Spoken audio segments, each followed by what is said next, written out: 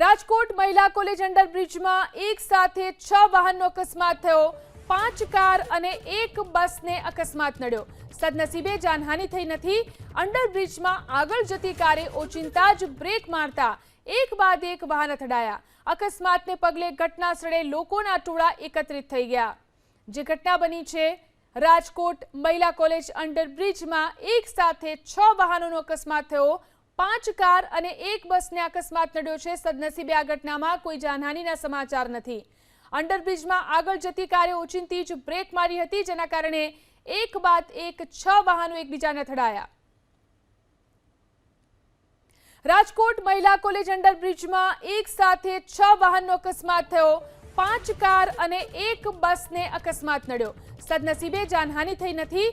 અંડરબ્રિજમાં આગળ જતી કારે ઓચિંતા જ બ્રેક મારતા એક બાદ એક વાહન અથડાયા। અકસ્માતને પગલે ઘટના સ્થળે લોકોના ટોળા એકત્રિત થઈ ગયા।